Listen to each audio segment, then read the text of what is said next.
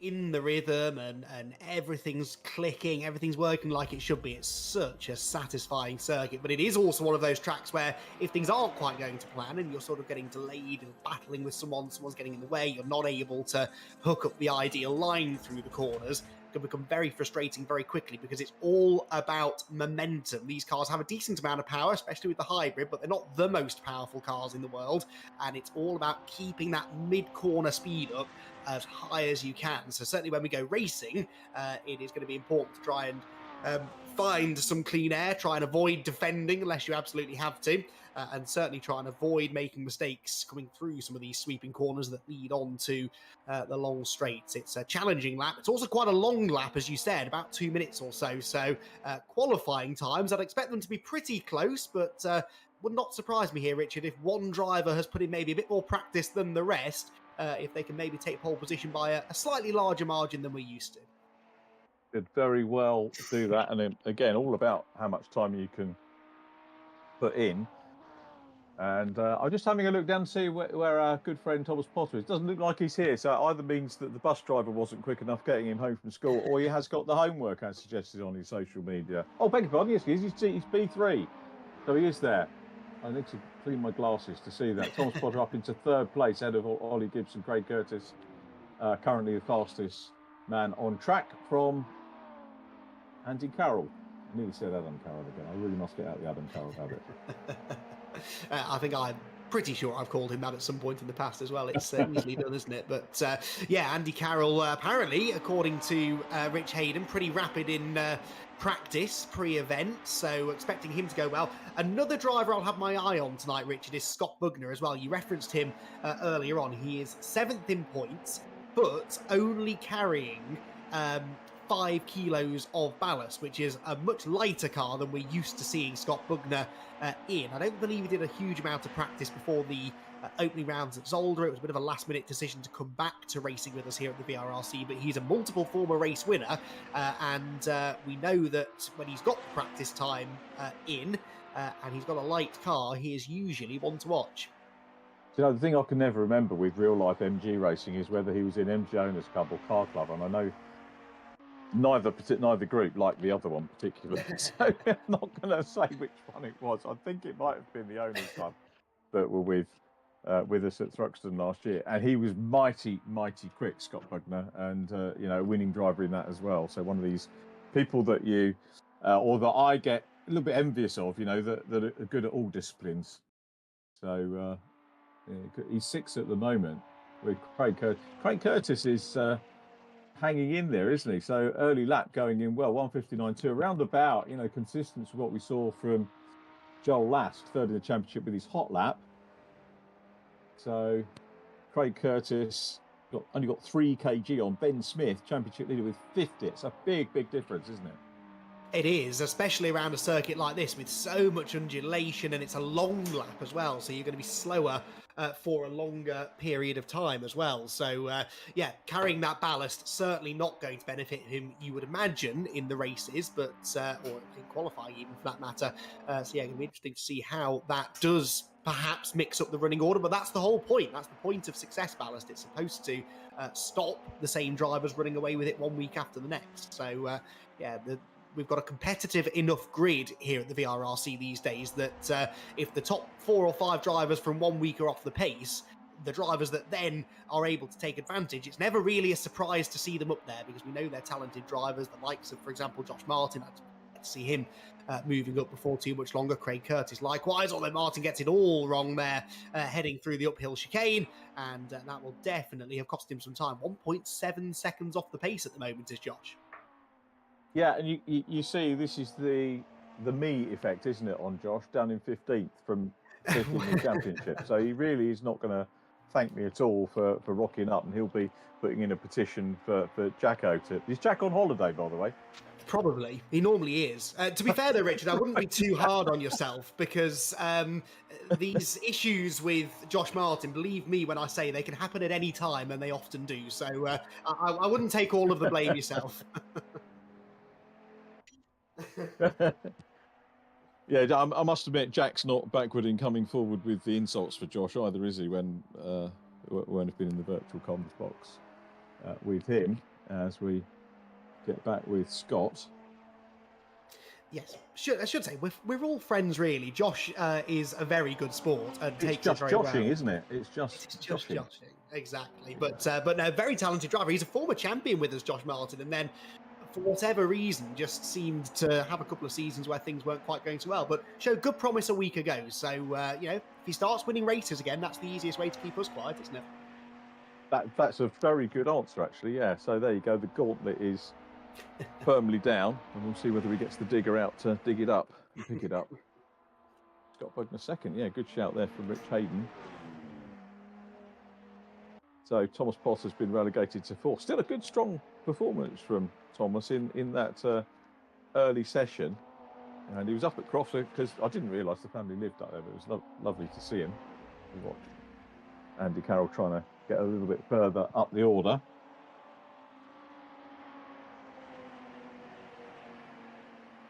Giving him a chance, isn't he? Joel Lask. Yeah, that's interesting, isn't it? Yeah, Joel Lask in the pits, 11th place, not setting lap times at the moment, so not sure what's going on there. He's only got 2.5 minutes left as well, so doesn't really have time to get out there and start a lap unless he gets a wriggle on. Andy Carroll, personal best in the first sector on this lap, so he is starting now to build a bit of a challenge. He's fractionally underneath his previous best lap, looking at the delta. Needs a really good final sector, and he could move up into second place. Needs to find, what, 10th and a half, basically, to knock Scott Bugner off the front row, but already a very different look to the front of the field, Richard, than we had a week ago. Yeah, very much. This is going to be interesting couple of races for sure. One thing I didn't do was look at the point summaries to see if there's a mid-grid position to kind of play, because the race is, it's a totally reverse grid, isn't it, for race 2? So he is, yeah, Jack Smith. So let's see whether Jack can move himself further up the order from 8th position, and we're getting the outfield look at him.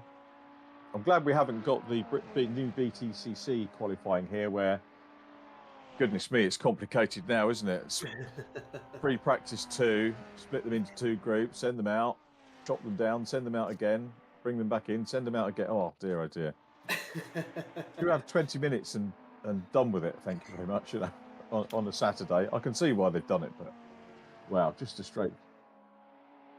You can take over from Gal. There have been rumours about Gal moving on, but there always are. So I'll just Rich Hayden for Toka.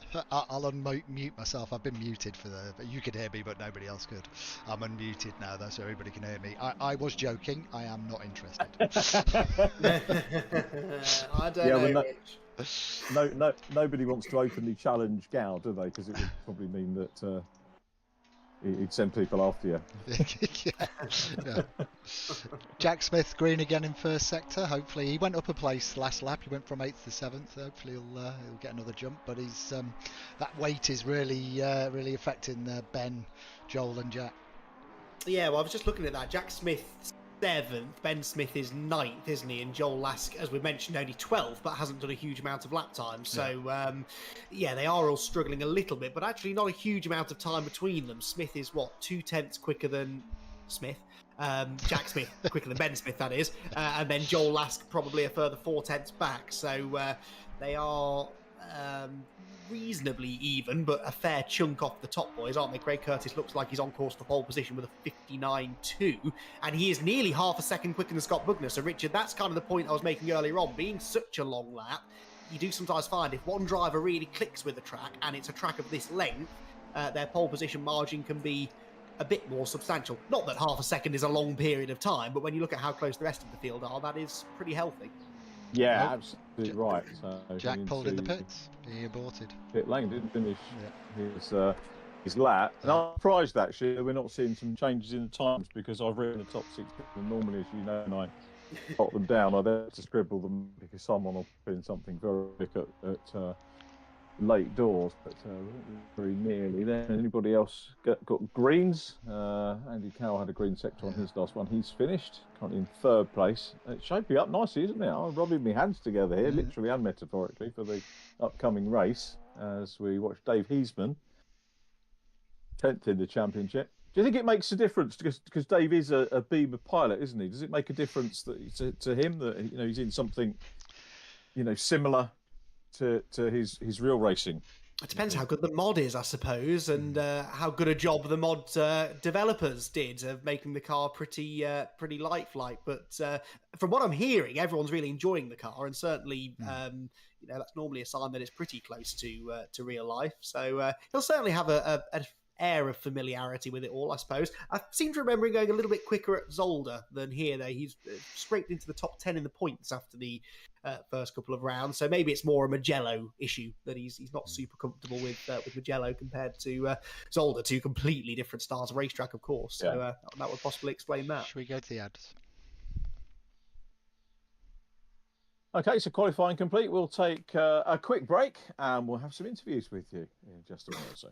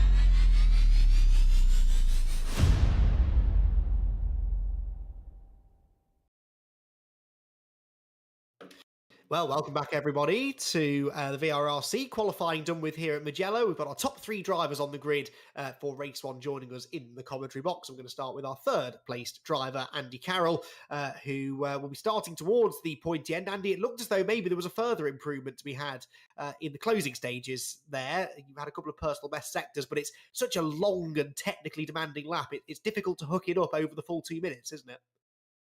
Yeah, I was up a little bit. I think I would have got second, but came across another car right in the worst place. So I had to back out of that lap and settle for 3rd. But very happy with that. Was never going to catch Craig. He's got some sort of Welsh dragon blowing out of his exhaust or something. Well, you never know. Qualifying's one thing, but yeah, certainly half a second nearly he's got in hand over the rest of you. But if you can bag yourself a couple of podiums tonight, Andy, you'd be in a reasonably handy place in the championship, you'd have to say, especially with the likes of Ben, Jack and Joel maybe struggling now with that weight. This is a good opportunity to try and get some points back, isn't it? Oh, absolutely. Yeah. And if you want to give me a couple of podiums now, I'll just sign off and go. Happy to have. I've been really chuffed with one podium and then a good finish in race 2. Hopefully, fingers crossed, we'll see. How do you expect the races to go down then, Andy? Because it is one of those tracks where it's not that easy to overtake, actually. There's one very obvious place to try and overtake, but that hybrid is going to play a big part, isn't it? Yeah, I think it's going to be, obviously now we've got the rule of you can't use hybrid on the first lap. So I think that that might make it slightly easier just to survive, first run into turn 1. And then hopefully it'll just be a case of, settling in behind Scott and Craig and just trying to gap some of the other cars behind us. So we've got a bit of a smoother run, and then we can hopefully have a good battle and see where we'll finish. But fingers crossed that just I think surviving that opening lap, and then as you say, figuring out if there's a couple of other places you could possibly kind of use hybrid strategically just to try and get a late braking move done. But on the whole, it's going to be up to where you deploy it on that straight. and whether see if you can kind of use the probably if you're running behind someone, deploy it early and then hopefully use the toe. I guess if you're in front, probably deploy it a bit later so that you have a bit more speed into turn 1. It's going to be interesting. Definitely. Looking forward to seeing how it goes down then, Andy. Very best of luck for the first race. And who knows, we might be chatting to you again in 20 minutes. Thank you. So Andy Carroll starting third on the grid. And just to confuse us, Richard, a very similarly liveried car will be lining up just ahead of him. Yeah, it's Scott Bugner. Scott, welcome. Well done. P2, front row start. Andy Carroll was sort of predicting that the non-hybrid use for lap 1 should alleviate any issues at turn 1. That's probably the kiss of death, isn't it? Yeah, it probably is. Yeah, it's a tight first corner, so there's a lot of cars that are going to be braking late, trying to make as many moves as they can. Because I know you don't win the race on lap 1, but you can certainly make quite a few places if you're lucky. So I haven't got a lot to make up, but we know that Craig's been quick in qualifying. But hopefully, I've had a few months off racing with VRRC, but hopefully we can put him under some pressure and go for the win. Do you sort of dovetail the real life racing with the sim world? Forgive me for not having seen the sort of MG results over this year. I think I might have seen your name out on track this year. Is that right? You probably haven't, because I only done 3 laps in qualifying and the engine went bang at Brands Hatch. So no, you probably haven't seen a where I lot. saw the name. No, we done well last year. We done a full race in the MG Owners Club and missed out on the championship by a few points. Got 6 race wins, so hopefully we can put them race wins and convert them over to sim racing tonight. And do you sort of do in parallel, or does it depend if you've got work to do on the car? Do you prepare your own real life car, or do you is that sort of left to somebody else, or you oversee it? No, it's just me and my dad. We work hard, we get on well. We have our tiffles. We all want to do different things from the setups and stuff. But as much as I don't like to admit it, he is normally right. So I have to bite the bullet sometimes. But yeah, like I said, we work well together, and we work late nights, midnight, 1 in the morning, just to get the cars ready to get it to track. But I think that's what I enjoy. That's the fun of it. I'd rather do it myself, and then when we do well, it's us we can give a pat on the back. That's a really good point. I know a lot of people who like to engineer their own cars, and will. It's almost there aren't any prizes, are there, very often for sort of self-engineered cars rather than big team ones. And what is it? Aspirationally, have you raced at any of the? So I'm guessing you might have done a Silverstone GP at some point. But have you raced at any of the other tracks, or been to any of the other tracks that Rich has put on the schedule for us here virtually?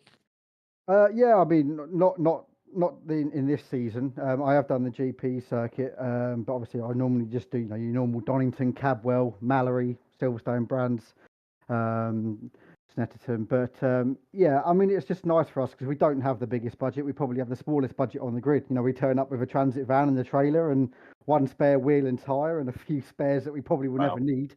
But we tend to do well. Without being big-headed, I don't know if it's the driving, luck, or a bit of both, and a bit of engineering between me and Dad and knowledge. But that's what we go for. It's a good family weekend away. We get a barbecue out on the Saturday night, enjoy ourselves, try and sleep well, and then do well in racing, come home, have a takeaway, and back to work Monday. Yeah, it sounds pretty good to me. I think that's what a lot of us like to. Whereabouts are you based as well in the UK? Are you sort of near to any particular circuits? Or? I'm Cambridgeshire, so I'm quite close to Snetterton. That's about 45 minutes about an hour from Silverstone, hour and 10 minutes from Silverstone. I'm quite central, so I'm quite lucky.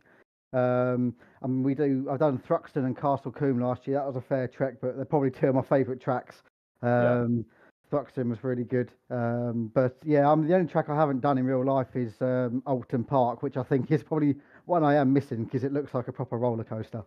Yeah, and would this sort of virtual series give you the hankering to go to the likes of Zolder if there's some sort of European meeting that you could maybe do, or a Spa 24 hours, something like that?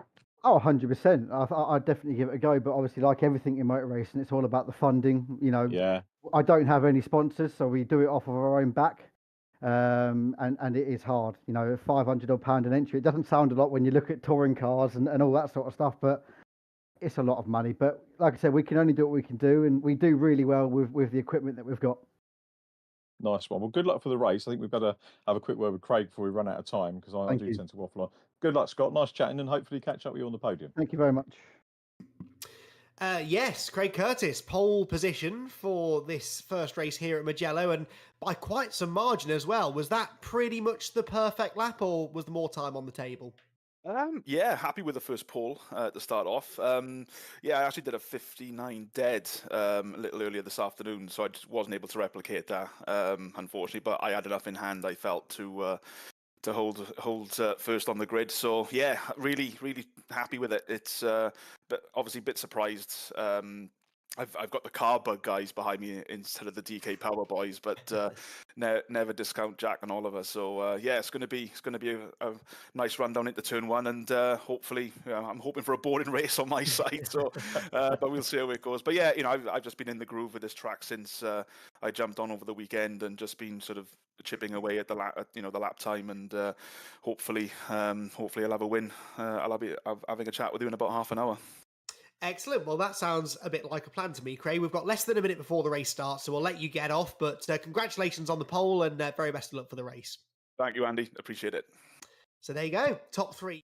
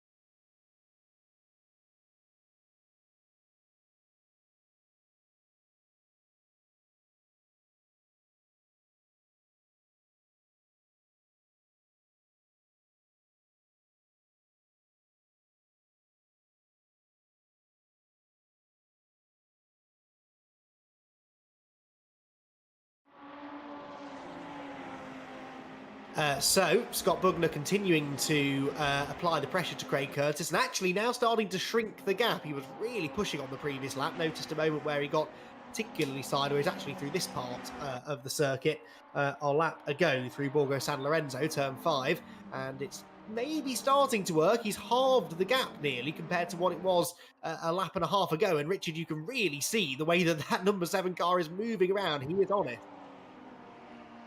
Yeah, he's putting a lot of effort into this, isn't he, Scott? Trying to close in again, and this could be good timing wise because we're well into the second half of the race now. Cracking scrap going on for third behind Tom Potter and Oliver Gibson. The Flying Teapot still in third at the moment, fighting well, and no doubt learning a lot because remember he is by far the youngest driver in the race. In fact, what's even better for him is that Lee Pearcey is coming up to have a go here at Oliver Gibson as well. So let's see what Lee can do. Takes a slightly wider line in, and down behind them, it's Andy Carroll. So those four keeping each other busy and perhaps keeping the pressure off Thomas Potter in third place here with 9 minutes to go. The bad thing, I guess, for Thomas is that with 3 or 4 cars behind him, and here we've got the change for fourth position. Pearcey up into fourth, goes on the inside run, still side by side at the moment with Oliver Gibson. How is this one going to play out? Again, the twists and turns don't really give you any clues about how this is going to play out, and they're still side by side. Tick off another lap, heading down towards turn 1 once again, and it's Gibson with his nose back in front from Pearcey. Is this going to allow Potter to get away? Gibson manages to grab the line here. Pearcey's going to try the outside, maybe get a bit more momentum. No, let's go for the cut back instead. Switches through on the inside. Doesn't work though. Has to just position himself in the wheel tracks of the number 15 car ahead of him. So Gibson fourth, Pearcey in fifth position. Andy Carroll still there in sixth place. Then down behind them, it's the 70. Oh, Andy Carroll now in sixth position. Let's have it. So it's Curtis, Bugner, Potter, Gibson, Pearcey and Carroll. With Smith next up. So Gibson, oh, he's clear again now. So he's got the time, perhaps, and the space, the breathing space to try and close in on Thomas Potter again. But every time he does it, he seems to get a challenge from behind. Pearcey, meanwhile, how clear is he? No, he's not really under any pressure from Andy Carroll at the moment. So things settling down, really. Third, fourth, fifth, sixth and seventh, all going through. Josh Martin seems to be overcoming his knee commentating problems. He's up into ninth place with his 17 kilograms of ballast, and the gap between Curtis and Bugner up front's gone out to just over a second again, depending on whether they're fiddly bits or straight bits. Technical terms. Don't you be confusing me with these technical terms, Richard. You know, I've not had as long in the business as you have, that's for sure. I've not quite learnt all this yet. But yeah, fascinating battle. It's Lee Pearcey, very impressed with Lee actually in this race because he's caught and passed Andy Carroll and then bridged what was a fairly significant gap actually to the Thomas Potter and Oliver Gibson battle. So he has got some really good pace mid-race, got just under 7 minutes to go, and so possibly time for another 4 more laps actually. It's going to be still plenty of racing to be had here. The lead gap back up now over a second to about 1.2, 1.3 seconds, so the real battle is the one that's developing further back, and I would argue now that Gibson is actually dropping away from Thomas Potter and feeling more and more pressure from Lee Pearcey and Adam Carroll. See, I told you. Andy Carroll behind. Also, quick shout out to Jack Smith as well, continuing to do what we would expect from Jack, really. A perennial championship contender, and he is in 7th position, banking the points. He's not as quick as the cars ahead, but he's managed to gap the group of cars behind, in which is his early season championship rival, Ben Smith. And this is what Jack Smith does. You win on the weeks where you've got the pace to win, and when you haven't got the pace to win, you just score as many points as you possibly can. And Jack, staying out of trouble so far, is doing just that. Yeah, that's exactly right, isn't it? And, you know, any true champion will do exactly the same. And I'd like £1 for every youngster I've met who has a midfield but half decent point score and leaves the track with his head on the floor. You know, I've had a rotten round and this, that, and that. But they are the bread and butter, you know, and very often weekends like that can be the difference between championship success or otherwise. Ooh, Oh, the sideways moment there. that was Carroll. That was Carroll, wasn't it? Yeah. Andy, what have you done? Oh, and bouncing back onto the track as well. Now that's promoted Jack Smith into 6th place all of a sudden, and Ben Smith and Josh Martin gain a position too. So that could prove significant, couldn't it, in a few weeks' time? An extra couple of points gained there by the pair of battling Smiths. But yeah, Andy Carroll, another driver, a bit like Joel Lask at the start of the race, to just lose the back of the car, sort of on corner exit, really. Now, these are rear-wheel drive cars. It is a long race, and this is a track that will use up those rear tyres quite a lot because there are lots of acceleration zones. You're often on the hybrid in those acceleration zones as well. So I wonder if now perhaps a couple of drivers are starting to run into some tyre wear issues. That could well be the case. It's a good shout. And yeah, I love the fact you picked up on the similarity between that and Lask's move on the first lap.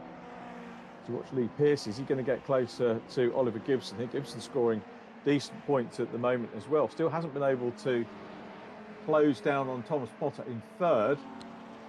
Curtis and Bugner now the gap out to just a shade under 2 seconds. So Curtis looking relatively settled at the moment. Curtis Bugner and Potter. There is Lee Pearcey running well in 5th place. Again, not really being troubled. Not especially. Back. Yeah, this is 13th place. Well, it was 13th place, so that's where Joel Lask is. So I was wondering where Joel had got himself to after that spin. 13th, so sort of in no man's land, isn't he, though, Joel, now? Because he's not really scoring that many points, but equally, he's not that close to the front of the grid for race 2, because every place he gains, it gets him maybe a point or so more, but it puts him further away from the front of the grid for race 2. And actually, the closer to the middle of that grid you start, you would imagine, Richard, the closer to the danger zone you are. So it's turning into, in fact, he's just lost a place, perhaps all part of the plan maybe for Joel, as Christian goes back through. But yeah, Joel Lask, 14th place, not the kind of result he would have been hoping for. No, it could all be an upturn championship-wise. We've got Frank Smith in 10th, Ben Smith in 7th, scoring well, so looking good for the championship leader there, for sure, as Oliver Gibson goes across the line. Again, good points potentially here in 4th. 2 minutes 46 on the clock, and I'm wondering how nervous some of these guys are at the front, thinking, yep, Craig Curtis particularly, a win is within arm's reach now. Scott Bugner, decent points in P2. Thomas Potter, has he had a podium with you guys before at Virtual Reality Racing Club? He hasn't. Oh, wow. So Thomas Potter, and I know all the Flying Teapot fans are going to be going absolutely ballistic now that he can hold on without having favouritism. It'd be great for the championship to have a new name on the podium. So Curtis Bugner and Potter, Gibson in 4th, still all to play for with 2 minutes. But have I spoken too soon? Because things are starting to close up, and Oliver Gibson is clawing away at that gap. You can see it's coming down, but Potter at the moment is holding his nerve, Andy. Oh, you've tried a couple of times to put the mockers on him in this race, haven't you? And so far, he's standing his ground well. So 3rd place for Thomas. Let's see if he can hang on. Oliver Gibson, though, has really come on leaps and bounds as a racer over the last 12, 18 months or so with us here at the VRRC. So this is going to be a real challenge for Thomas, that is for sure. Pearcey's challenge seems to have faded now, doesn't it, really, in 5th position? He's not so much a factor unless these two start going door handle to door handle, which could well happen. Whilst towards the front of the field, Scott Bugner there using another hybrid. He's actually now got fewer hybrid allocations left, significantly so, than Craig Curtis. 1 more use of hybrid available for Bugner, 4 for Curtis. So how the turns have tabled. In the first part of the race, Curtis was using all of the hybrids, and I'm worried whether maybe that would come back to bite him later on. But the exact opposite looks like is going to be true in the closing stages. Also notice that Lee Pearcey's making a liar out of me. He's suddenly right back on the tail of Oliver Gibson again. He is. Now, is this going to take a little bit of pressure on the teapot? Very possibly. 49 seconds to go. I'm totally lost where they are on the lap, and as to whether we're penultimate lap or final lap.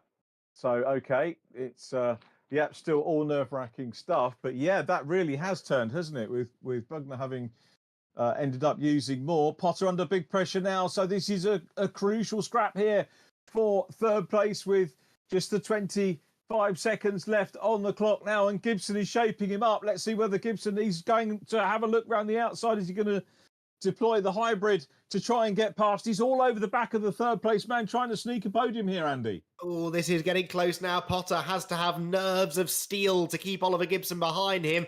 So easy to make a mistake around such a challenging circuit as this one. But so far, Thomas not putting a foot wrong. He's keeping Gibson behind him. Oliver has got one more use of the hybrid than Thomas has, though. 2 for Gibson, 1 for Potter. And I think that could prove to be crucial. We've seen the power of that hybrid. Neither driver will know what the other has left, though. So Potter and Gibson, they can't really plan this out too much. You've just got to go with whatever your plan is and hope that it works. But we know that Gibson should have a bit of an advantage. He could, in theory, use the hybrid out of this next right-hander through Correntaio and out of the final corner. And Richard, it's an awfully long run towards that timing line, isn't it? It is. That could be absolutely crucial here. This is fascinating stuff. And Piercy is closing in as well. So Piercy, he's got a couple of car lengths between himself now. But here is the move for third place. Thomas Potter is on the inside. And Oliver Gibson couldn't do it the first time, but the door's been left open here. They're side by side, and it looks like Gibson's going to have the run, Andy. They're both on the hybrid. The checkered flag awaits, and Potter, I think, will hang on for the win, though. It's Craig Curtis who wins by over 2 seconds from Scott Buckner. At the line, a 10th of a second in it, and Thomas Potter hangs on, and he judged that perfectly. He knew that he was under threat. Gibson, as I predicted, used the hybrid through the Biandettis to attack into the last corner, but supremely late on the brakes with Potter. And then, I don't know whether you noticed this, but he sort of pinched Oliver Gibson to the inside on corner exit, which meant that Gibson couldn't get the run off the corner. And then they were both on the hybrid, and it was pretty much even Stevens to the line. So really well driven that from Thomas Potter. Well defended, even though he was at a hybrid disadvantage, which I thought Craig Curtis would be in the closing stages, but it turned out not to be the case. And Craig Curtis it was who held on to the flag to claim the race victory, a win from pole position, but it wasn't quite as straightforward as he might have liked. Cracking little race, wasn't it, to get us underway? And then we've got the joy later on in a few minutes' time of the full reverse grid race. But well done to Craig Curtis for taking that one. We, talking about taking things, are going to take a break, and we'll have a word with our 3 podium finishers, possibly have a chance to have a grid walk in just a few moments.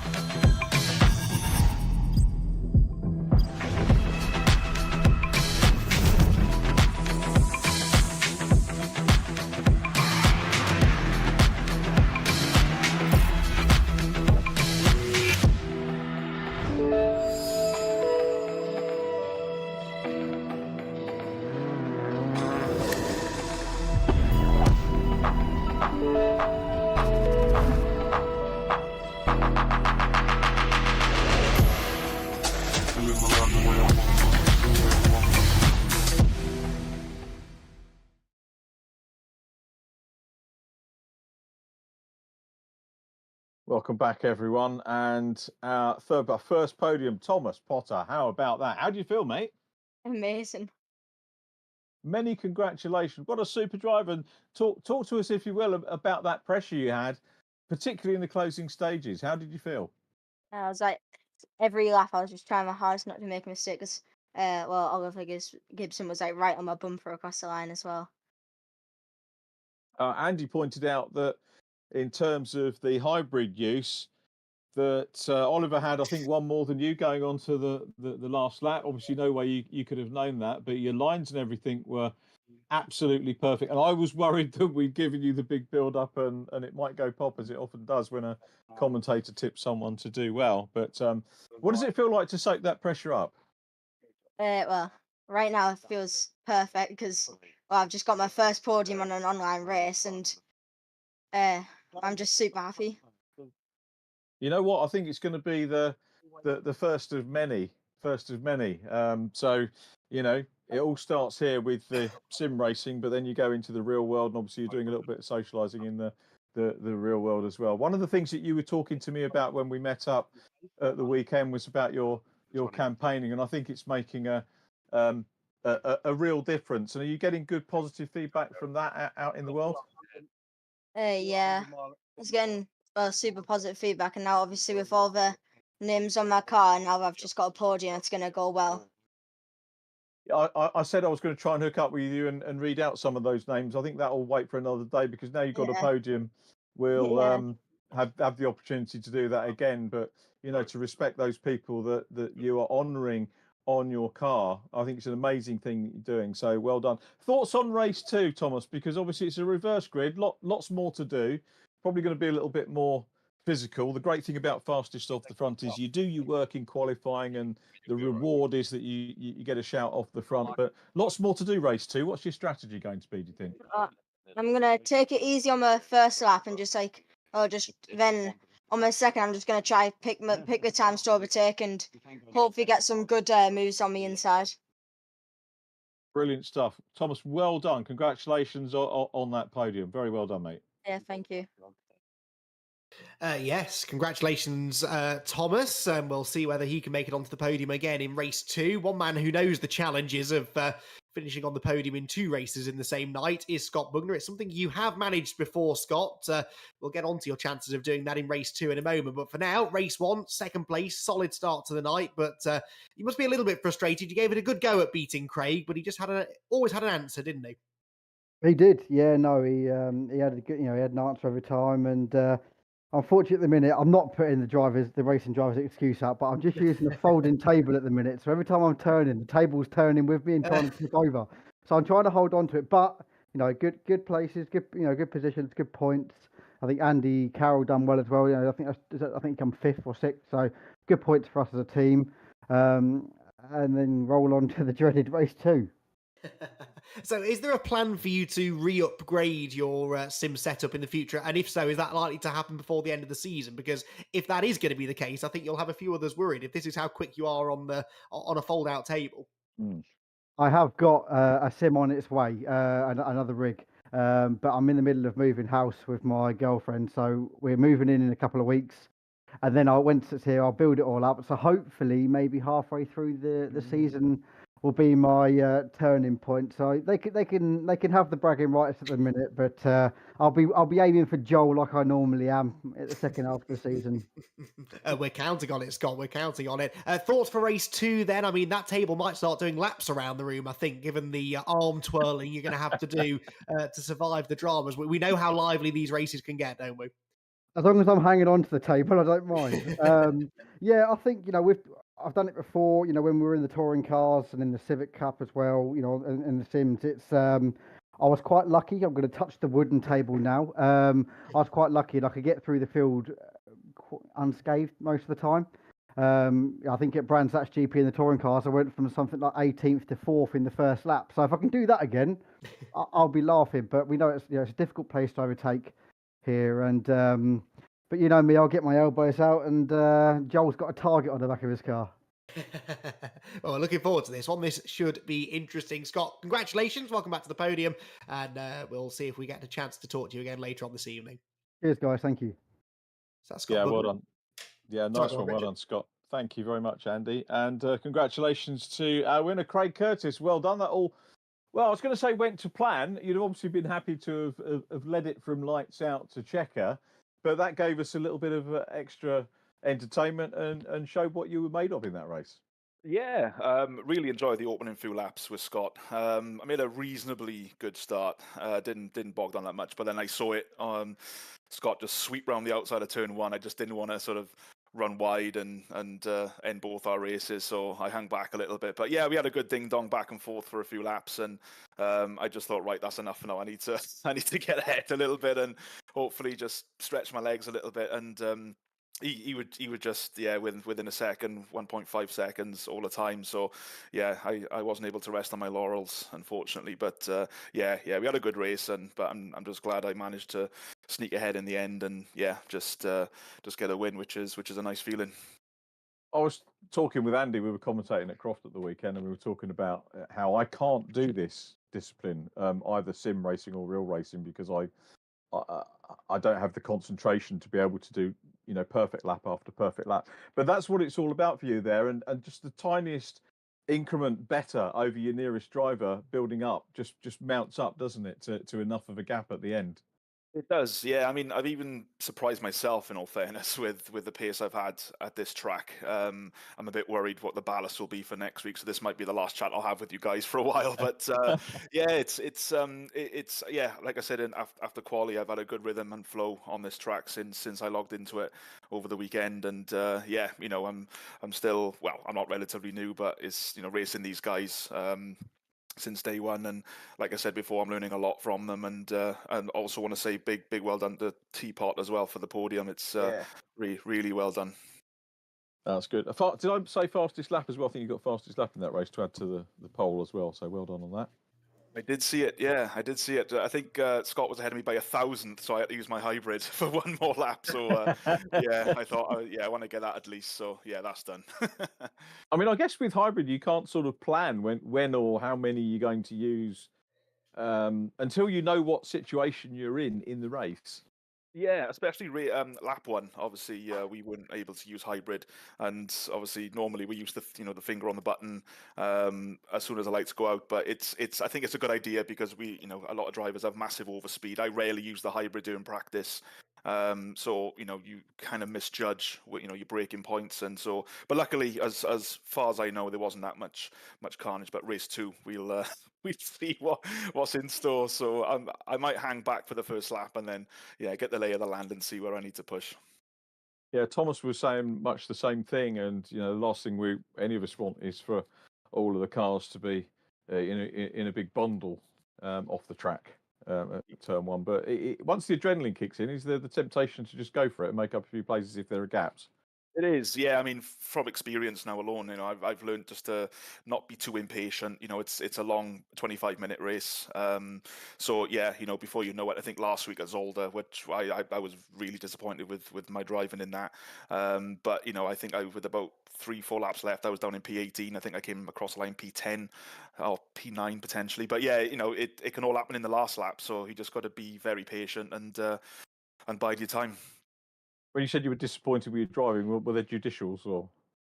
No, I just could not get on with the circuit, just the curbs and everything. So the setup was fine, but I just couldn't get a feel of momentum going. So yeah, but obviously Mugello's night and day different. So I'm really happy with it. Yeah, well, we're in Italy, aren't we, rather than Belgium? You can get overtakes with Jeremy Clarkson there, can't you? Going Belgium, definitely.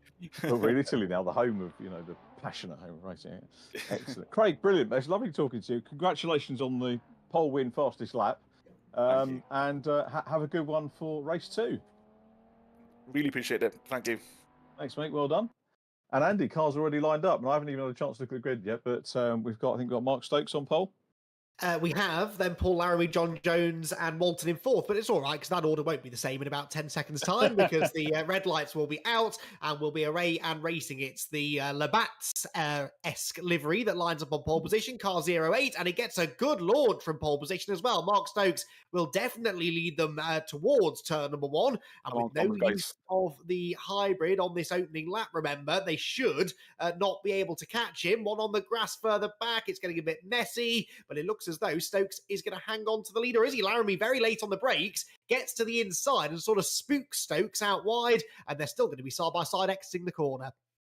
Please don't drink and drive. I'm guessing it's more acceptable to have a little lager or something before you go into a sim race. I'm particularly not you, Thomas, by the way, at 12, if you're listening to this one. But yeah, lovely move by Laramie to get around the outside. And this is before we get to hybrid deployment. And apologies to Craig Curtis for signing off just before the start. Didn't give him very long to prep. We also didn't move him out of the commentary box, so he's had a very distracting first half a lap, but I've moved him out now, and he can get on with the race in peace, and that was good timing, because already we've got drama, and it's one of the Smiths off the road. Smith, isn't it, I think? It is Brad Brad Smith, yes, the orange number 69, and I think that was a bit of contact, Richard.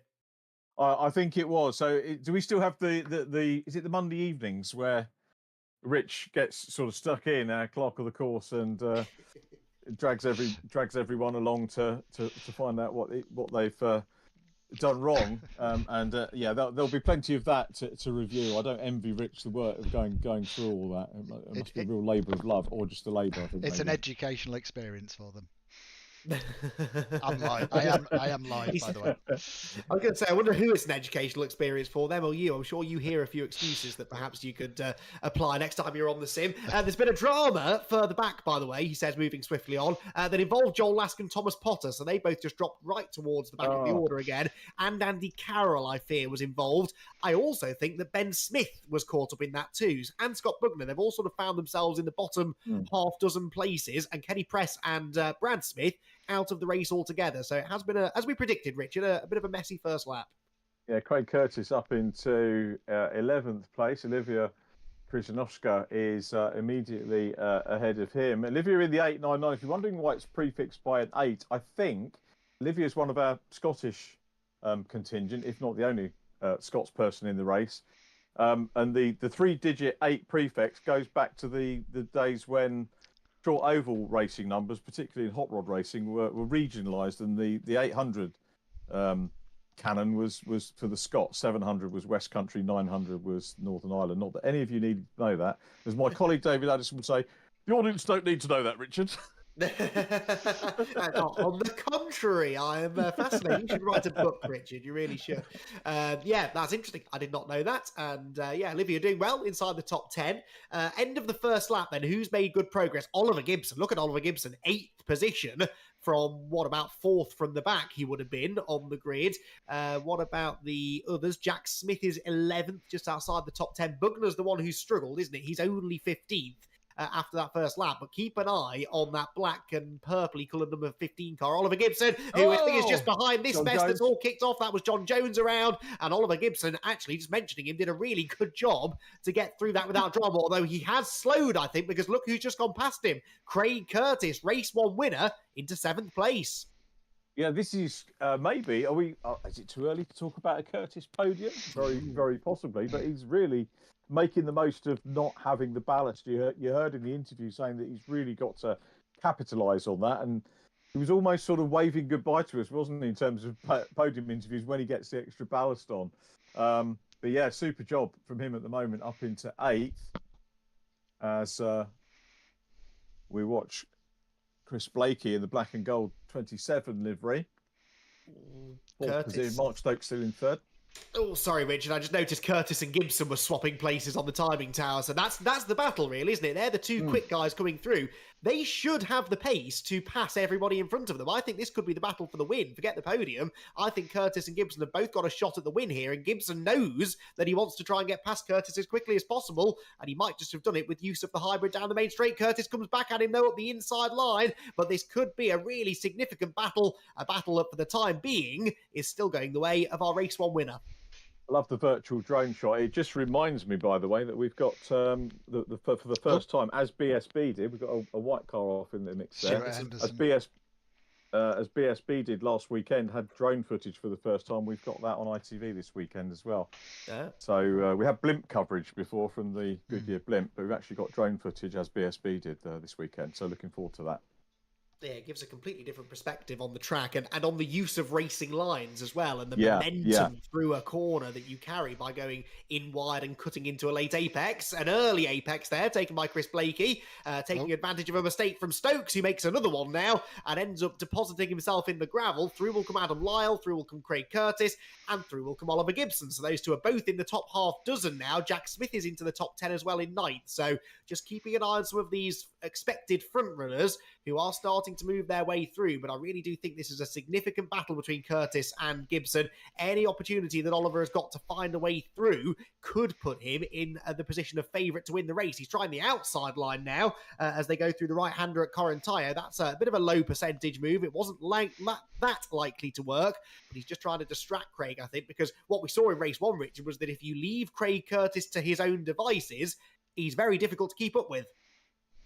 Yeah, very much so. He's in the mix now, though, and getting stuck in here. About to have a little nibble away at Adam Lyle. Let's see whether he can get the job done. But Adam hanging on pretty well at the moment. No, nice time to go for an onboard hit down the straight. Are we going to see a deployment here? Yep. Catching up. Here we go.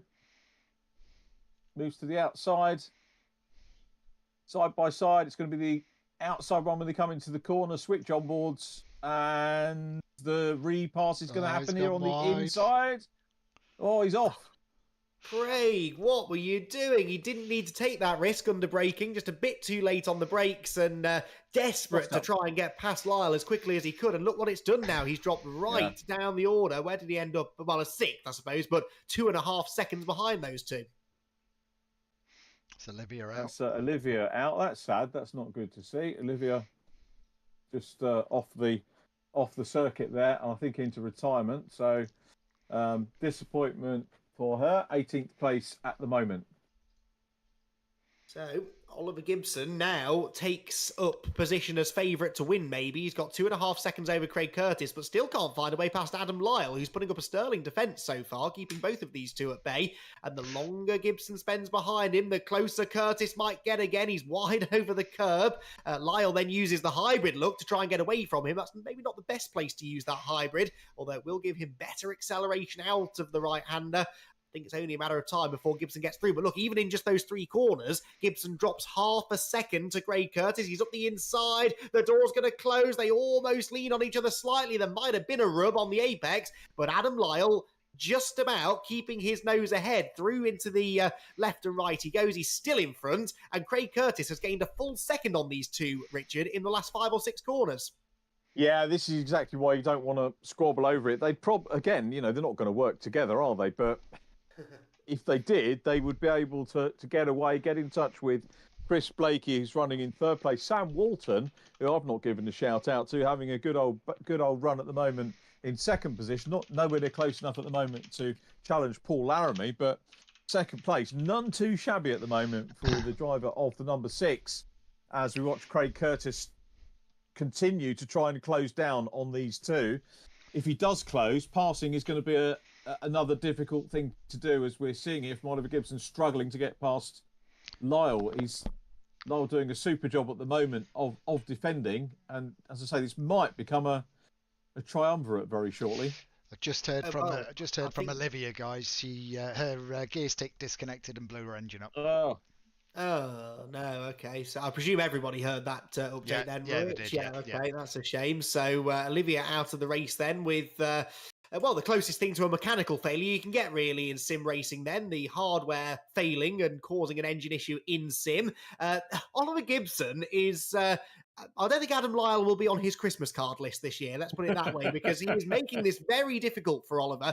I meant it when I said that Oliver Gibson was the favourite to win this race once Curtis made that mistake, but one lap of good defensive driving from Adam Lyle has brought Curtis right back into this again, and it's giving both of these drivers actually less time now to try and chase after the leader. We still have 15.5 minutes to go, but Paul Laramie leads by 4.6 seconds over Walter second, who's 1.2 ahead of Blakey, who is 2.5 ahead of this battle, which now is starting to get a bit more intimate. There's contact with the right-hander at Correntino, and on the inside line, Adam Lyle, can he close the door on corner exit? Yes, he can. So a real nuisance of himself is Adam Lyle, but making friends with Craig Curtis, because Curtis is almost back with them now.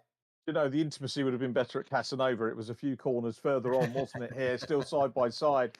And, no fault at all here for Gibson piling on the pressure, but Craig Curtis coming back into the equation, and Gibson will now feel the urgency as he comes out of that Buccini turn 15 onto the main straight here. He's got the inside run, and one would guess perhaps the power, unless we see Lyle deploy a little bit more as they come down into turn 1. The urgency for Gibson. Is it going to pay off? He's on the inside run here now, and also up comes Craig Curtis into the mix. If the door's open, we can't quite get to the open door in time, but he is up with the battle. But finally, Gibson goes into fourth place, but Lyle is not finished yet, and you feel that he could just fight back. He's looking on the inside run here, switches to the outside, but it is a three-way battle now as Gibson tries to start to move away as they go through Borgo San Lorenzo.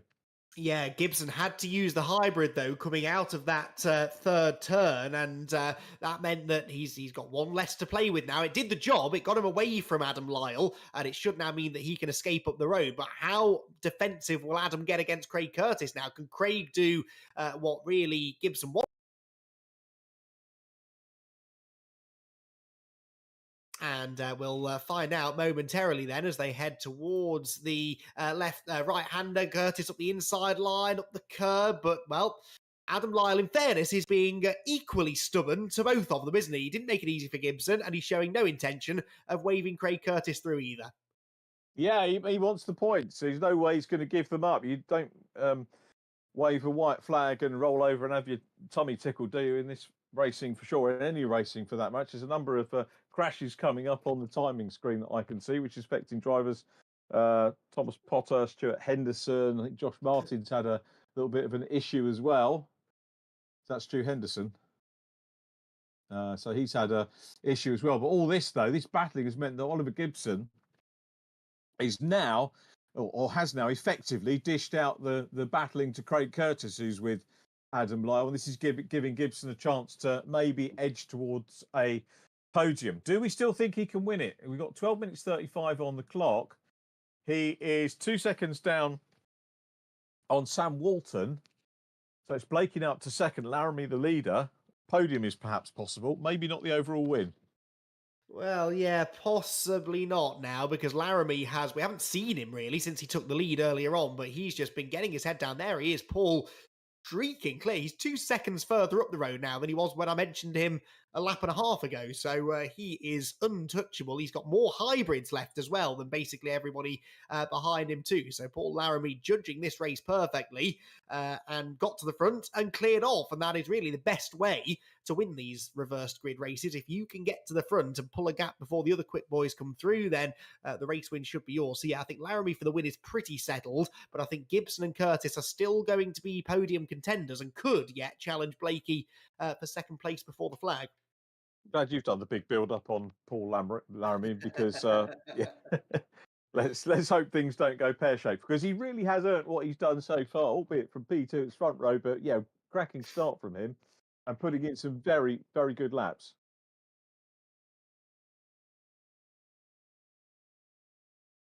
So Rich Hayden in our ear, it's not that you can't hear this at home, everyone, taking all the credit for Paul Laramie's strong result.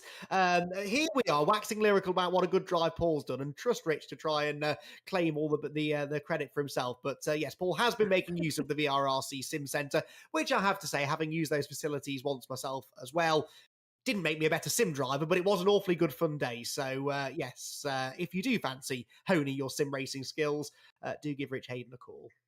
That's a really good point, actually. It doesn't have to be, the improvement thing doesn't matter. Racing is about, being social and enjoying it. And I'm sure everyone gets something out of it. So yeah, very, very definitely. That's given me an idea actually for the boy's birthday. So we'll do it. Anyway, we've got a battle going on here. So Lyle's still working hard. And battling hard here with Craig Curtis. Lyle still there. Onwards. Indeed so. So Paul Laramie then in the lead. Sorry, our pictures froze briefly then, but we're back up and running now. Paul Laramie still leading the way, and 6 seconds is that up in front of Chris Blake. He's backing off now. He can coast this one home, really, can't he, Paul Laramie?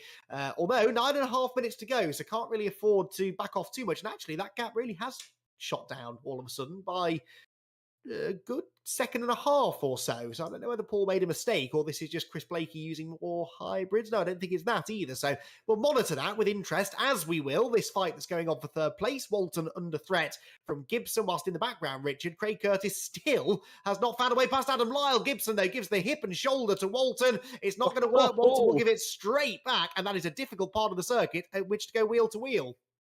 Timing screen reporting a crash, which was more of a little touch, isn't it? So the timing screen more over dramatic than me, which is unusual, isn't it? But for someone to be less dramatic than me, even a machine. But Gibson's having to work for every single pass that he's done there. I mean, this has been meticulous, but very hard work for him. He's on the outside run here. But look at this, the other two cars closing up again. So we were talking about a trilogy or a triptych of drivers, and now we've got 4 of them potentially involved. And Gibson looking at the outside run. Curtis gets his nose back in front again, but he's going to lose out. At the moment, Gibson's got his nose in front of Walton, but has got the inside line into the next corner, and I think has finally got that place complete. Yeah, again, had to work for it, didn't he? But this has been a significant middle portion of the race for Oliver Gibson because he's made 2 very important and very difficult passes, and he's managed to do so more quickly than Craig Curtis. Curtis has got past Lyle, though. That could be significant. So if Craig can make short work of Walton and go after Gibson, then he might still have a chance of beating him. Blakey now, though, is 4.6 seconds ahead of Oliver Gibson. Remember when I first mentioned that, it was 1.2. So Oliver Gibson with a lot more work to do now if he's going to climb one step further up the podium. And it could be that if Curtis gets onto terms with him, then it will become a battle just to get onto the podium for the pair of them. Jack Smith, by the way, back into 7th place now. I think he finished top 6 in the end, didn't he, race 1? So more good points going the way of Jack Smith. There he is, Oliver Gibson's DK Power teammate. The slower of the 2, most definitely this week, because of all of that extra ballast on board. But he will shed some of that ballast now going into the next round of the championship. And all things considered, Richard, I'd say this has not been a bad round. Of the heavier cars, those top 3 from Zolder, he has performed by far the best.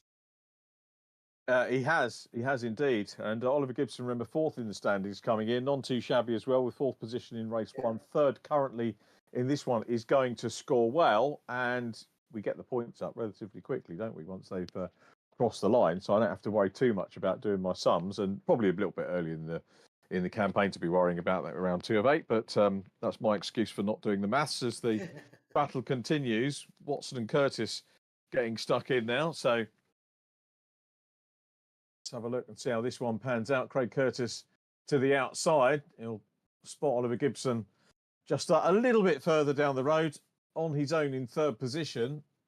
4 seconds down on Chris Blakey. Paul Laramie still looking very good out front. And Sam Walton running very well there.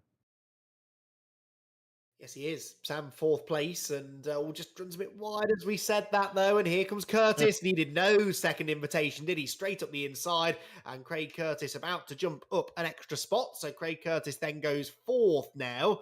And that was a well-timed mistake, if you like, from Walton as far as Curtis is concerned, because he's only going to be 1.3, 1.4 seconds behind Oliver Gibson, who's already starting to eat into that advantage of Chris Blakey as well. Here, meanwhile, is Scott Bugner. Had that little drama earlier on. He might have another one if he's not careful. That's Gillian that he's trying to find a way past. Gillian defends the inside line into the left, which puts him also on the inside line for the right, but then drifts wide on the exit. Bugner can't quite get the overlap, though, can he? So a good little battle going on further back here, but Gillian Christian, good to see him inside the top 10 solidly, whilst Walton and Adam Lyle now find themselves battling. And as they do so, Richard, Jack Smith is closing on the pair of them. So Jack Smith won't take too many risks here, but if he sees a chance to break into the top 5, if these two start battling in front of him, then he won't say no. No, absolutely. Every point's a premium now, isn't it, for the likes of Jack Smith? And yeah, not too far away. 5 minutes to go, so still progress to be had. And the thing you've got to remember is that even with the extra ballast, he'll get more and more used to it as the race goes on. And there are another 2 places for him. That was really bizarre. Walton looked like he outbraked himself, and I think Lyle was following his braking marker. And because Walton outbraked himself, Lyle outbraked himself as well, and they both just sort of chased each other off the track. That was a little bit bizarre, but Jack Smith won't mind. They were the 2 easiest overtakes he's made all day. Yeah, extra points as well for him. So now a 5th position. to add into the mix. So we go back to Scott Bugner and Gideon Christian having a good dice. Bugner, none too shabby in this one as well, coming through from the back into 9th place. So having a good run, not close enough to make a move or anything at the moment. Back with Craig Curtis, 4th position. Is he going to be able to start thinking about a podium again now? Is he going to be able to close in? Curtis, last lap was a 1:59.8, so not quicker than Gibson on the last lap. Need to keep our eyes on the times between those two, see if it is going to come down. Yeah, he might not have been quicker on the last lap, but over the last lap, if that makes sense. Oh, makes a mistake there, though, through the first of the Arabiatas. That'll lose him. Look at the time, the delta going up. But yes, since this point a lap ago, he had gained 3/10. The problem is he just lost 3/10 by going in the gravel, or the grass anyway, between the two Arabiatas. So has it all to do again. But in clean air, on his own, Craig Curtis is quicker than Oliver Gibson. Of that, there is no doubt. The trouble is that if I'm reading that right, he has only one use of the hybrid left. Oliver Gibson has 3. So that could be the thing that keeps him off the podium. But they are both catching Chris Blakey. So who knows? We've got time for 2 more laps at the end of this one, Richard. So there's a lot can play out. Yeah, there is loads that can go on. We'll see whether Gibson can close down the gap. But at the moment, things looking relatively settled. The guys and girl have had a very frenetic evening of racing so far, and it's been very, very entertaining here. Assen next week's round. So if you haven't seen these before, the drivers jump on. If you get onto the timing screens and look at the site, the drivers are on it pretty much straight away. As soon as one round's finished, they're busy training and swatting up for the next one. So that'll be what they're doing at the end of the race today. Have a look at laps in terms of fastest lap, best lap for the lead. Everybody in the one at the top end at the 1:59s, 1:59.38, 1:2.24. Chris Blakey, I think, has got the fastest lap at the moment in P2. So well done to Chris on that at the moment. Whether he hangs on to it is another matter as we rejoin race leader, who's kept the gap, hasn't he? Sort of six, I think, was the biggest gap, 6 seconds, come down to around about 5 now. But it's comfortable, isn't it, for Paul Laramie on these last couple of tours? Yeah, I think I saw about 6.8 maybe at one point, which is why I was a little concerned when it came down under 5 seconds for the first time, but it's stabilised there, hasn't it? So maybe he was just backing off a little bit. Sometimes drivers purposefully save hybrids for a bit of a fastest lap push at the end of the race. As the fuel burns down, the car gets lighter. If you look after the tyres and you save some hybrids, then you can sometimes go for a fastest lap push later on. Maybe that's what he was doing, because he's now started matching Chris Blakey's pace behind him. Blakey equally still 2.8 ahead of Gibson, so I actually don't think Gibson's going to catch him. And really, Curtis isn't catching Gibson anymore either, so it could be a far quieter final lap of the race than we had in our opening stanza earlier on.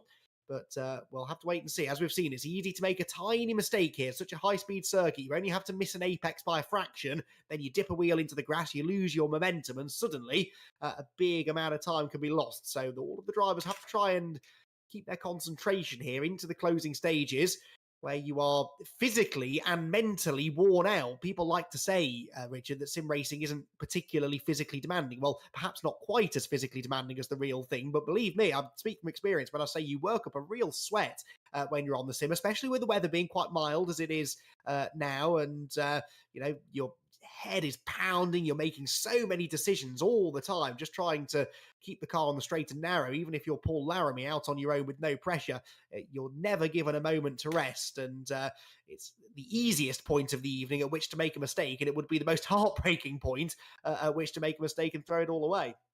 I think for me, the position Paul Laramie's in would be the worst, because I've had this conversation with yourself and Jacko before. I much prefer, if I'm in a kart race or anything, being the guy doing the chasing rather than being out front, because I always feel like a target. I feel like the drivers are catching in. And as soon as you display that on track, they do start catching you. So for me, Paul Laramie's done a superb job here, not only of getting away, but staying out front. This is absolutely what you need to do on the reverse grid races, as you've said, Andy. And to my mind, he's done this absolutely brilliantly. Gap's coming down a bit. He can afford to just ease off a little bit now, make sure he brings the car home. So again, very well judged, very well timed run, I think, from Paul Laramie here. It is indeed. Craig Curtis, by the way, just put in a purple first sector, but then the middle sector matched by Gibson, so the gap came down slightly, not really by enough. But yeah, couldn't agree with you more. I, in my sim racing experience, hate being the race leader, and the bigger my margin is, the worse it is, because your mind starts to wander. You start writing that victory speech before you've even seen the checkered flag. But Paul should be okay now. He's got one more corner to go, and as long as he makes no mistakes, it should be a first victory of the season for Paul. Here he comes then out of the final turn, a little bit of a run uphill here, and the virtual checker will be awaiting him to win our reverse grid race here of event 2 of the season. There's the stripe, there is the win for Paul Laramie. Chris Blakey, not too far back, he's in second position. Great drive from him in P2 as well, with the likes of Oliver Gibson behind him, who completes the podium. Craig Curtis in 4th. In 5th position is Jack Smith from Sam Walton, who recovered well, takes 6th position, was very nearly on the podium earlier on. That's our hot half dozen complete. But good couple of races, Andy. Yeah, fantastic. Mugello certainly delivered, didn't it? And the cars look great around here too. They look really nice to drive, very compliant. They sort of change direction really nicely. I must download the car and have a little go in it because it looks a great car to drive. And Paul Laramie clearly has mastered it, hasn't it? His real-world BMW experience coming into play, and he manages to get himself a victory, 3.8 seconds the margin. From a championship perspective, Jack Smith will be very happy, obviously, with either a pair of top 5s or certainly a pair of top 6s. I forget where he was in race 1 now, but a 5th place certainly in race 2, and comfortably outscoring those who were troubling him a week ago. So yeah, Jack Smith in a good position for the championship, and it's never too early to stop thinking about those championship points. Every race is worth the same amount of points after all, whether it's at the start of the season or at the end. We will unpack all of what happened in that race, that second race of the night, in just a few minutes time. A quick break, and then we'll hear from our podium finishers.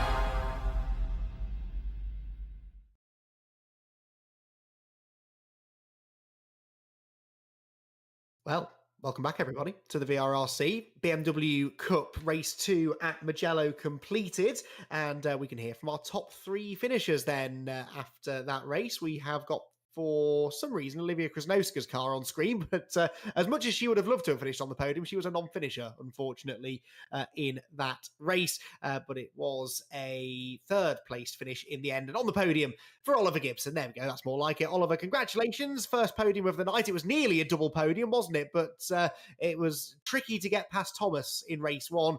At least you managed to make good on that, though, and made some really good progress in race number 2. Oh, you didn't have to mention that. Oh. I never win drag races. I don't know what it is, but no, credit to Thomas. He held on, I mean, superbly there, to be fair. I don't know how much push to pass he had, but I was spamming that button as hard as I could. So yeah, no, credit to him. And yeah, race 2, not too bad.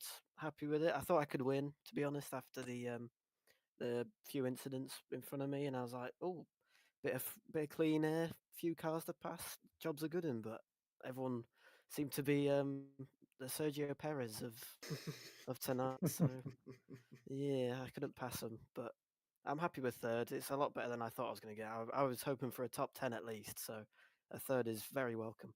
Yeah, not bad at all. And like you say, back that up with the 4th place in race 1, where incidentally you did have one more hybrid available than Thomas on that lap, but he defended quite well, didn't he? And managed to keep you behind. But Anyway, not to make you feel even worse about missing out on the podium, you made up for it in race 2. It's good points on the board. It's been a solid start to the season, really, this, hasn't it? And of course, with Jack being heavier tonight, you've outscored him slightly too.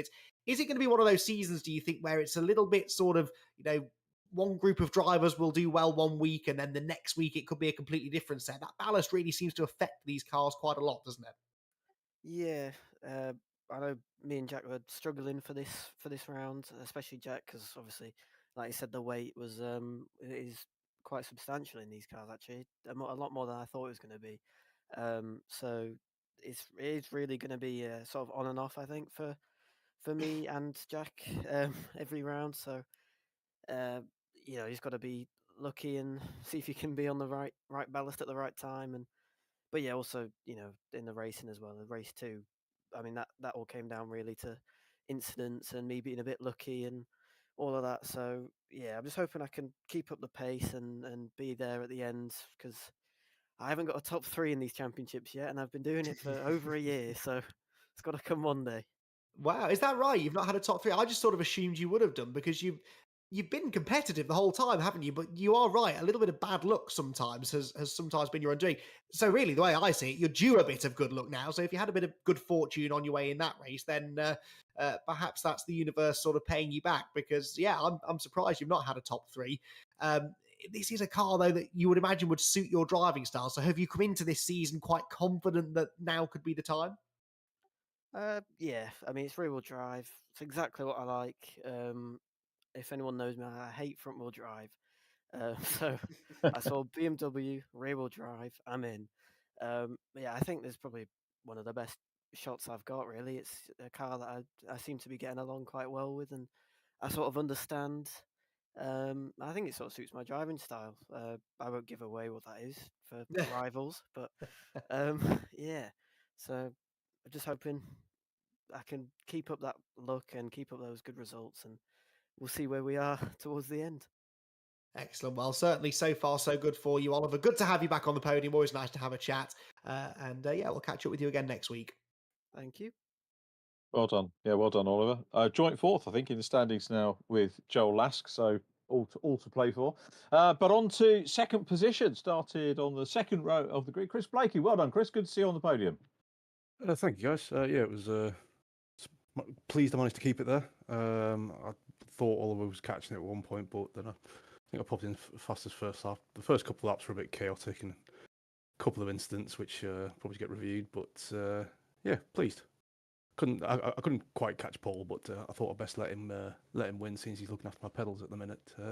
He's picked up from Rich, Yeah. so otherwise I'll end up on eBay. So yeah, That's great. Is it difficult because there was a I think probably midpoint in the race it was evident there was a little bit of a gap. You'd gapped the people that were scrapping over third once you got into 2nd place, and there was Paul had built a little bit of a lead as well from his front row start. Is it more difficult being on your own, or is it easier having a battle and something sort of immediate to focus on? I could see him. That was the main thing. I could just about see him. So I was like, right, that's enough to kind of keep me focused, keep me kind of trying to get close. And I started reeling him in a little bit, but yeah, just not enough. I think sort of the status quo maintained championship-wise. If I've done my homework properly, coming in, you're 11th in the championship. I had a shocker in the first race. So right, and I think you've maintained 11th, and Paul, as he was in that race, just ahead of you, just by 2 points now, in 10th position. So not too bad. Good solid start. As we head to what are your thoughts on Assen for next time out? I've never driven Assen, so it's one of those things that you don't really see too much on the watch plenty of the bikes going around there, but you don't see too many kind of cars going around there. So yeah, it's going to be interesting. Looking forward to giving it a try. So I like going to new track, so we'll see. That's good. And is it, as I was saying in the commentary, that how quickly do you get into practicing for it? Is it straight away? Is it tomorrow night? Do you give yourself a bit of time off? As soon as the track downloads, I thought I had the track download. I was going to give it a couple of laps tonight just to kind of get my eye in, but no, I'll probably be on it this weekend. If I've got a fair bit of work to do on the real race car ready for the next race. So in whenever I get time, I'll jump on over the weekend. So Okay, so when are you out next on the track for real? we're at Alton on the first weekend of June, whatever it was. We were. Oh right, so not too bad. Yeah, we were at Thuxton last weekend, so it's a recovering and service and maintenance from that. So That's good. Was that good for you? yeah, double race win. So congratulations again. You don't get a chance to go through them all, but I was hell of a weekend. Thruxton is a hell of a track in the rail, so didn't have to worry about track limits, Rich. So you'd be happy about that. So.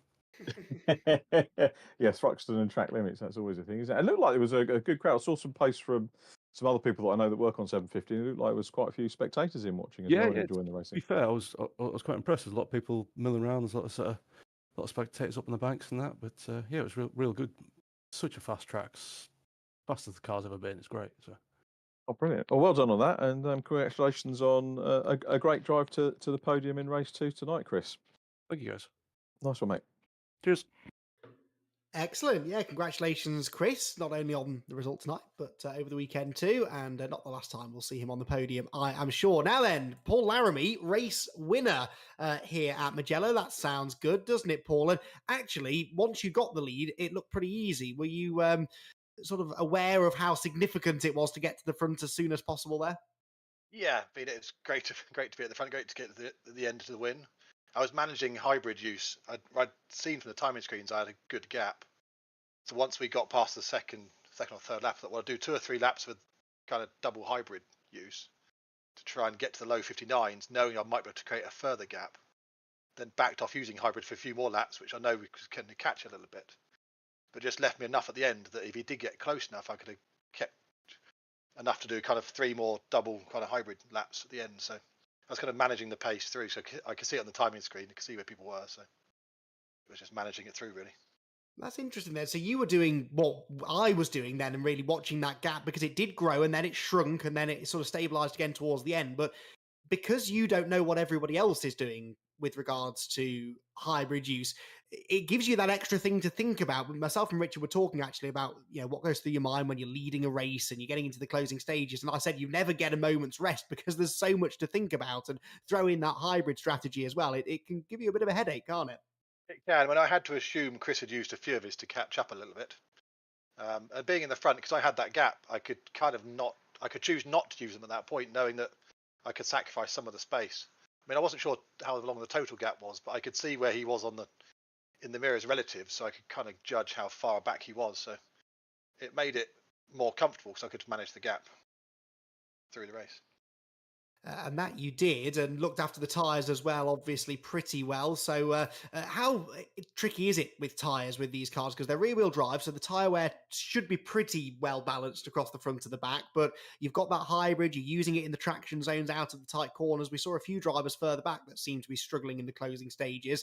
Do you have to be mindful of tyres around a track like Mugello, or actually are there other tracks on the calendar where you think that might be a bigger factor? I think there's other tracks that are a bigger factor. It was still a factor. The front left definitely got hot and was wearing out faster than the others. But I must say, when I got to the end, the tyres were still all in the green, essentially on the tyre apps. They weren't completely scrubbed out. Whereas other tracks, I think Zolder last week, we were getting down into the kind of yellows and reds on the tyres. So it's not as painful on tyres here. Well, we now head to Assen, which, like you said, is a very different kind of track. Still quite high speed, but a lot tighter, a lot narrower.